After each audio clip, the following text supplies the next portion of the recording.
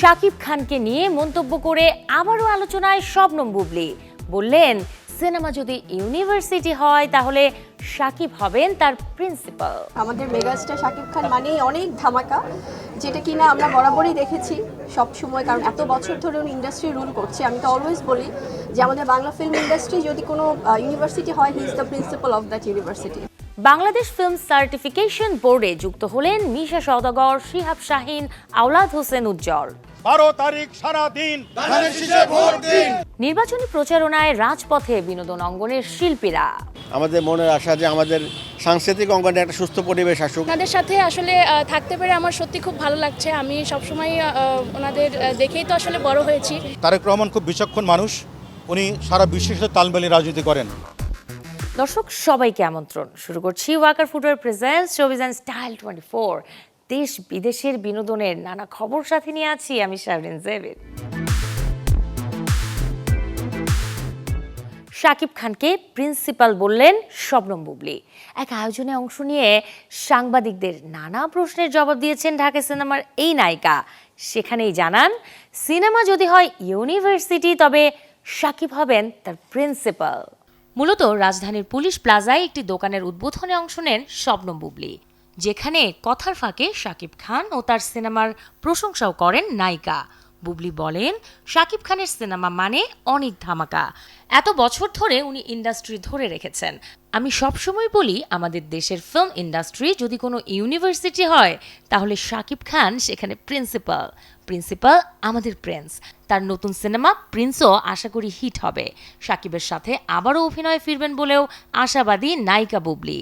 এছাড়াও এদিন মা হবার খবর প্রসঙ্গে জানতে চাইলে বুবলী মিষ্টি হেসে জবাব দেন, ব্যক্তিগত কথা তিনি সময় সুযোগ বুঝে নিজেই জানাবেন। আমাদের মেগাস্টার শাকিব খান মানেই অনেক ধামাকা, যেটা কিনা আমরা বরাবরই দেখেছি সব সময়, কারণ এত বছর ধরে উনি ইন্ডাস্ট্রি রুল করছে। আমি তো অলওয়েজ বলি যে আমাদের বাংলা ফিল্ম ইন্ডাস্ট্রি যদি কোনো ইউনিভার্সিটি হয়, he is the principal of that university. So principal আমাদের প্রিন্স।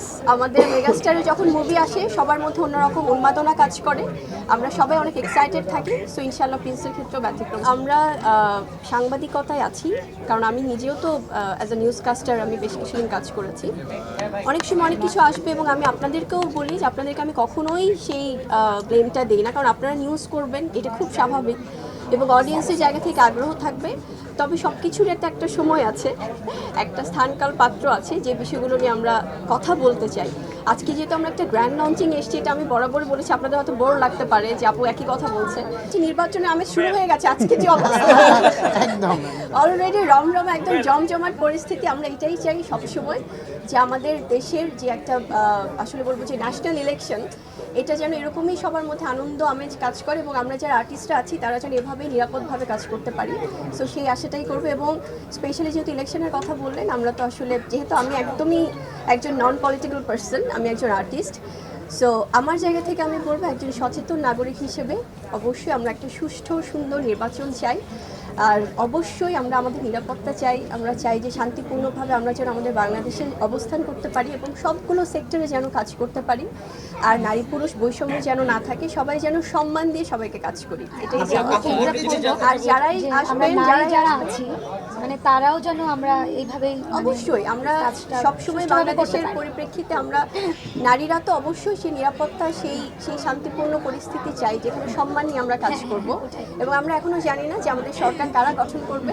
যারাই আসুক তাদের প্রতি যেমন সম্মান ভালোবাসা, আর যারা আসতে পারবে না তারা ডেফিনেটলি আসলে আবার হয়তোবা গভর্নমেন্টের সাথে যারা পজিশন অপোজিশন সবাই একসাথে কাঁধে কাঁধ মিলে কাজ করবে। বাংলাদেশ ফিল্ম সার্টিফিকেশন বোর্ডের নতুন সদস্য হিসেবে যুক্ত হয়েছেন চলচ্চিত্র অভিনেতা মিশা সওদাগর, নির্মাতা শিহাব শাহিন, চলচ্চিত্র প্রদর্শক সমিতির সভাপতি আওলাদ হোসেন উজ্জ্বল। গতকাল রাতে তথ্য ও সম্প্রচার মন্ত্রণালয় থেকে দেয়া এক প্রজ্ঞাপনে এই তথ্য জানানো হয়। বাংলাদেশ চলচ্চিত্র সার্টিফিকেশন আইন 2023-এর ধারা 3-এর উপধারা 1-এর প্রদত্ত ক্ষমতা বলে সরকার কর্তৃক গঠন করা হয় 15 সদস্যের বাংলাদেশ চলচ্চিত্র সার্টিফিকেশন বোর্ড, যে তালিকা প্রকাশ করা হয়েছিল গেল জানুয়ারির মাঝামাঝিতে। তবে সেখানে অনুমতি না নেওয়াতে আপত্তি জানান নির্মাতা খিজির হায়াত। এবারের নতুন তালিকায় বাংলাদেশ চলচ্চিত্র প্রদর্শক সমিতির প্রতিনিধি হিসেবে সভাপতি আওলাদ হোসেন উজ্জ্বল, বাংলাদেশ শিল্পী সমিতির প্রতিনিধি হিসেবে মিশা সওদাগর এবং বাংলাদেশ চলচ্চিত্র পরিচালক সমিতির প্রতিনিধি হিসেবে শাহিন সুমনকে সদস্য পদ নিশ্চিত করে পাঠানো হয় সার্টিফিকেশন বোর্ডের ভাইস চেয়ারম্যান আব্দুর রহমানের স্বাক্ষরকৃত চিঠি। রবিবার বিকেল 4টা থেকে রাত 9টা পর্যন্ত আমদানিকৃত 3 সিনেমা এবং সোমবার বিকেল 4টা থেকে রাত 8টা পর্যন্ত আমদানিকৃত 2 ছবি দেখবেন ফিল্ম সার্টিফিকেশন বোর্ডের নতুন সদস্যরা। রাজপথে নেমেছেন বিনোদন অঙ্গনের শিল্পীরা, যেখানে অভিনয় শিল্পীরা যেমন আছেন তেমনি আছেন গানের তারকারাও। ত্রয়োদশ জাতীয় সংসদ নির্বাচন ঘিরে পছন্দের প্রার্থী আর দলের পক্ষে প্রচারণা চালাচ্ছেন তারা। 12 তারিখ সারা দিন তারেক ভাইয়ের সালাম নিন। জাতীয় নির্বাচনের বাকি আর মাত্র কয়েকটা দিন। সাধারণ নেতাকর্মীদের মতো এভাবেই ভোট চাইতে মাঠে তারকারা স্লোগান, লিফলেট আর কুশল বিনিময়ের মাধ্যমে চাইছেন ভোট। গতকাল রাজধানীর পুলিশ প্লাজার সামনে বিএনপির হয়ে ভোট চাইতে দেখা গেল অভিনেত্রী আর সঙ্গীত শিল্পীদের।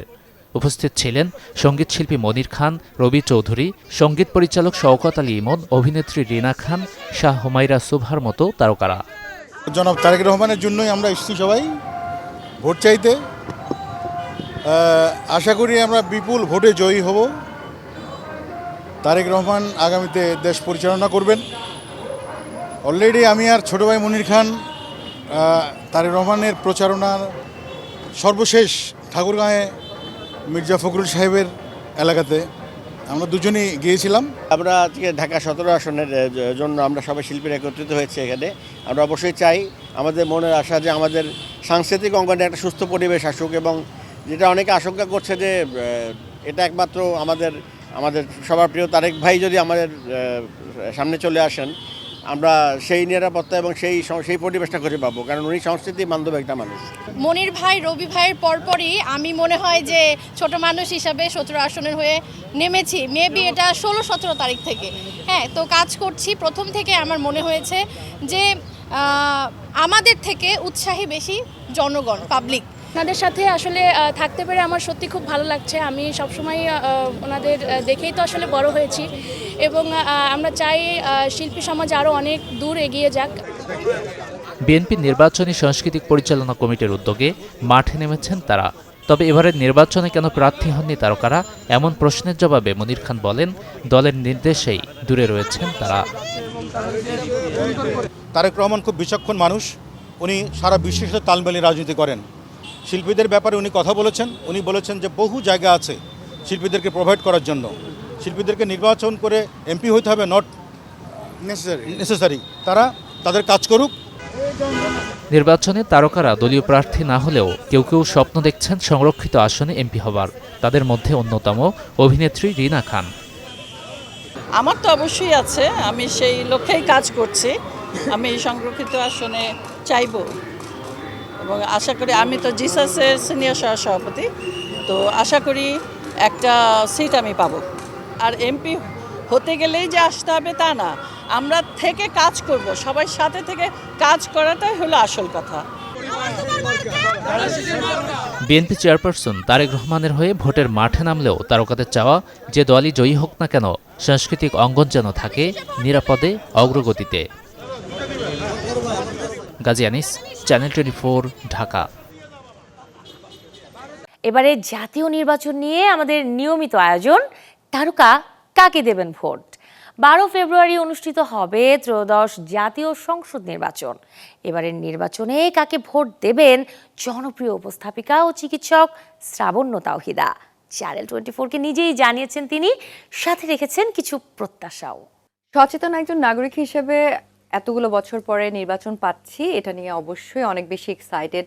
আমরা চাই যে নির্বাচনটা নির্বাচনের মতো হোক, এবং এমন একটা সরকার আসুক যে সরকার আসলে আমাকে নিয়ে ভাববে, আমার পরিবারকে নিয়ে ভাববে, আমার দেশকে নিয়ে ভাববে। আমাদের পুরো সমাজটা যেন নারী বান্ধব হতে পারে, নারীরা যেন কাজ করতে পারে, স্বাবলম্বী থাকতে পারে, এবং সেই জায়গায় শুধুমাত্র নারী বলবো না, সংখ্যালঘু মানুষরাও যেন বাংলাদেশে সেফ থাকতে পারে। প্রত্যেকটি সেক্টরে যেন কাজ করার অবাধ স্বাধীনতা থাকে, আমাদের বাক স্বাধীনতা থাকে। সেটাই চাইবো যে সরকারি ক্ষমতায় আসুক না কেন। ভালোবাসা দিবসে ত্রিকোণ প্রেমের গল্পে দর্শক বুধ করতে হাজির হচ্ছেন সৌম্য, হিয়া ও হৃত্বিক। এই 3 তারকার ভালোবাসার গল্প কমেডির মিশেলে দেখা যাবে মন মানে না শিরোনামের ছবিতে। রাহুল মুখার্জির পরিচালনায় এটি মুক্তি পাবে 13 ফেব্রুয়ারি। জেরাট এরপর আবারও 2026 সালে প্রেম, রোম্যান্স, অ্যাকশন আর অ্যানা নিকোল স্মিথ, আমেরিকার ক্ষণজন্মা এই মডেল 19 বছর ধরেই আছেন এক রহস্যের আড়ালে। মাত্র 26 বছরেই অর্জন করেন আকাশচুম্বী জনপ্রিয়তা। 89 বছর বয়সী থন কুবেরকে বিয়ে করে নিয়েছিলেন গোল্ড ডিগারের খেতাব। এত সফলতা ছেড়ে 2007 সালের আজকের দিনেই হঠাৎ চলে যান পৃথিবী ছেড়ে। My name is Vicky Smith, and that's who I am. বয়স মাত্র 26, ম্যাগাজিন আর রূপালী পর্দায় আবেদনময়ী দুটি ছড়িয়ে তখন রীতিমতো ক্যারিয়ারের তুঙ্গে তিনি। Do 1, 2, 1, all the way around. You can বলছি হলিউডে এক সময়ের গ্ল্যামার গার্ল অ্যানা নিকোল স্মিথের কথা। 1967 সালের 28 নভেম্বর টেক্সাসের হিউস্টনে জন্ম অ্যানা নিকোল স্মিথের। সাধারণ তরুণী থেকে বিশ্বখ্যাত মডেল হয়ে ওঠার গল্পটা তার ছিল রূপকথার মতো। 1992 সালে playboy playmate of the year নির্বাচিত হয়ে প্রথম আলোচনায় আসেন অ্যানা। এরপর শুরু হয় তার নামি দামি সব ব্র্যান্ডের সাথে পথ চলা। মডেলিং জগতে নামডাক হওয়ার পর হলিউডের রূপালী পর্দাতেও সমান ঝলক দেখান তিনি। তবে চমকপ্রদ ক্যারিয়ারের চেয়েও বেশি আলোচনায় ছিল অ্যানা নিকোলের ব্যক্তিগত জীবন, বিশেষ করে 89 বছর বয়সী বিলিয়নিয়ার যে হাওয়ার্ড মার্শালের সাথে তার দ্বিতীয় বিয়ে সারা বিশ্বে শোরগোল ফেলে দিয়েছিল। এই ঘটনায় রীতিমতো গোল্ড ডিগারের তকমাও পায় অ্যানা। কিন্তু তার চেয়েও বেশি রহস্যের জট তার মৃত্যু ঘিরে।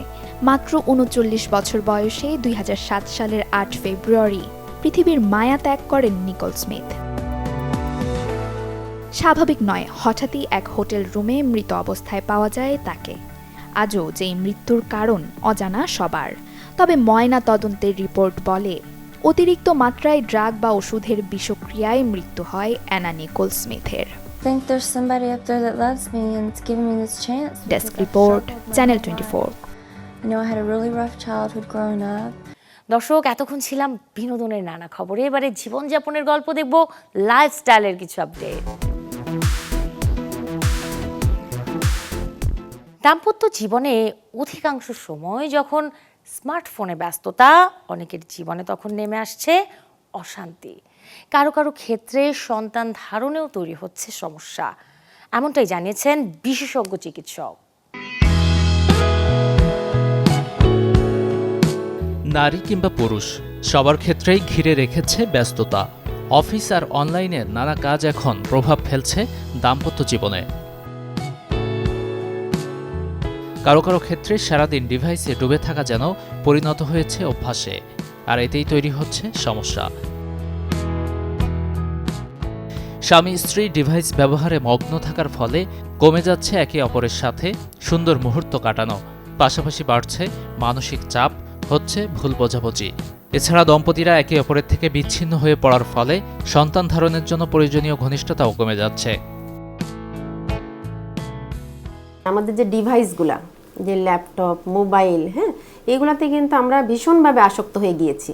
এখন দেখা যায় যে আমরা যে মোবাইলটা ইউজ করি বা পকেটে রাখা হয় বা হাতে রাখা হয়, এটা কিন্তু একটা রেডিয়েশন বের হয় এখান থেকে, যে রেডিয়েশনটা স্পাম এবং ওভামের কোয়ালিটিটাকে নষ্ট করে দেয় বা কমিয়ে দেয়। অনেক সময় দেখা যায় যে মেল ফিমেল পার্টনার বা একজন কাপল, যে দুইজনে অফিস থেকে আসছেন, দুইজনেই কিন্তু ডিভাইস নিয়ে ব্যস্ত হয়ে পড়ে, মোবাইল নিয়ে বা ল্যাপটপ নিয়ে। নিজেদের ভিতরেও কিন্তু সময় বা আন্ডারস্ট্যান্ডিং বা বোঝাপড়ার যে একটা ব্যাপার আছে, এটা কিন্তু হয় না। এটাও কিন্তু বন্ধ্যাত্বের একটা কারণ হয়ে দাঁড়িয়েছে বর্তমান পরিস্থিতিতে।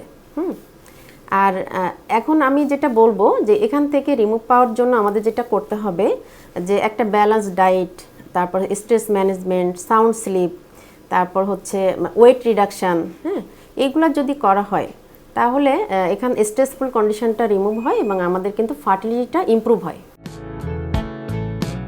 ডিভাইসের কারণে অতিরিক্ত মানসিক চাপ এবং অনিদ্রা নারীর হরমোন উৎপাদনও ব্যাহত করতে পারে, যা গর্ভধারণ কঠিন করে তোলে। মোবাইলটা একটু কম ইউজ করব আমরা, বা পকেটে মানে না নিব, বা ল্যাপটপটা টেবিলে ইউজ করব, যে আমাদের যাতে মানে পায়ের উপরে না থাকে, হ্যাঁ একটু দূরে রাখতে হবে, বা ইউজটা যতটা সম্ভব কমিয়ে রাখতে হবে। হ্যাঁ, এখন কিন্তু অনেক কাপল আসেন যে শুধুমাত্র ল্যাপটপের পরে সারাদিন থাকে এবং তাদের কিন্তু ইরেকটাইল ডিসফাংশন বা স্পার্মের কাউন্ট কম, হ্যাঁ ইনসমনিয়া বা ঘুম কম হওয়া অনেক কিছু মানে আসে, এবং তাদের কিন্তু ইনফার্টিলিটিও এর সাথে রিলেটেড, যে মানে ফিজিক্যাল কন্ডিশনটাও মানে ডিটেরিওরেট করেছে, সাথে ইনফার্টিলিটিও আছে। মানে এই যে মডার্ন যে ডিভাইসগুলো, এটাও কিন্তু অনেকটা ইনফার্টিলিটির সাথে রিলেটেড বা রেসপন্সিবল বলতে পারি। মানে হচ্ছে অনেকক্ষণ যদি মোবাইল ইউজ করা হয় তাহলে কিন্তু অনেক রেডিয়েশনের জন্য কিন্তু ইনসমনিয়া ডেভেলপ করে, ঘুম আসতে চায় না। হ্যাঁ, এই জন্য যতটা সম্ভব কম ইউজ করলেই বেটার হয়। সুন্দর ও সুখী পরিবার সৃষ্টিতে নিয়ন্ত্রণ আনতে হবে ডিভাইস ব্যবহারে, অন্যথায় সন্তানের জীবনেও পড়তে পারে এর প্রভাব। গাজী আনিস, চ্যানেল 24। দেশের লাগেজ ব্র্যান্ডের সাথে এক হয়েছে ফ্রান্সের খ্যাতনামা লাগেজ ব্র্যান্ড। এখন থেকে বাংলাদেশের জনপ্রিয় ব্র্যান্ড অর্নিটি মিলবে ফ্রান্সের পিয়েরে কার্ডিন। আর এই দুই ব্র্যান্ডের অভিজ্ঞতায় দেশের ক্রেতারা পাবে উন্নত মানের লাগেজ। এই উপলক্ষে দুই প্রতিষ্ঠানের যৌথ উদ্যোগে অনুষ্ঠিত হলো মতবিনিময় সভা, প্রোডাক্ট লঞ্চ ও বিপণন বিক্রয় বিষয়ক ডিলার সম্মেলন, যেখানে সভাপতিত্ব করেন অর্নিট লাগেজ বাংলাদেশের চেয়ারম্যান আব্দুস সাত্তার। এ সময় উপস্থিত ছিলেন প্রতিষ্ঠানের ঊর্ধ্বতন কর্মকর্তাদের পাশাপাশি বিভিন্ন খাতের বিশিষ্ট ব্যক্তিবর্গ, ব্যবসায়িক অংশীদার, ডিলার ও পরিবেশকরা। অনুষ্ঠানে নতুন পণ্যের আনুষ্ঠানিক উদ্বোধন করা হয় এবং উপস্থাপন করা হয় ডিলারদের জন্য বিশেষ বিপণন ও বিক্রয় কৌশল। পাশাপাশি আগামীর ব্যবসায়িক পরিকল্পনা, বাজার সম্প্রসারণ এবং গ্রাহক সেবার মান উন্নয়নের বিষয়েও বিস্তারিত আলোচনা হয়।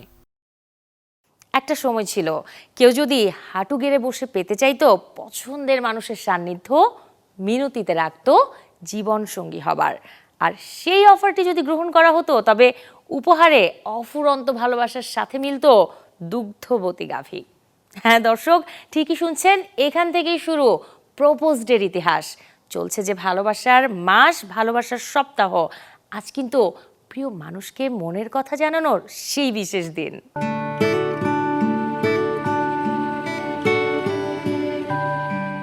1477 খ্রিস্টাব্দ, যে সময়টায় প্রেমের প্রস্তাব জানানোর পর চলছিল উপহার হিসেবে গবাদি পশু যেমন দুগ্ধবতী গাভী উপহার দেয়ার। কিন্তু সে গল্পকে পেছনে ফেলে অস্ট্রিয়ান আর্চডিউক করলেন এক ইতিহাস। Austrian archduke Maximilian Mary of বার্গেন্ডিকে প্রপোজ করেন। তবে তা খালি হাতে নয়, একটি হীরার আংটি পরিয়ে তাকে প্রপোজ করেন তিনি। তখনকার সময় হীরার আংটি উপহার দেওয়ার চল ছিল না, এমনকি বিয়ের প্রস্তাবে অর্থাৎ এঙ্গেজমেন্টেরও চল ছিল না। আর তাই এই প্রেম প্রস্তাব আজও ইতিহাস স্মরণে রেখেছে, যেন প্রস্তাবনায় এলো এক নতুন রীতি। অন্যদিকে হাঁটু গেড়ে বসে প্রপোজ করার চলই বা কোথা থেকে এলো জানেন কি? ইংরেজি ছবি 7 চান্সেসের কমিক চরিত্র বাস্টার কিটন ছবির নায়িকাকে এভাবেই হাঁটু মুড়ে বসে প্রেম প্রস্তাব জানিয়েছিলেন।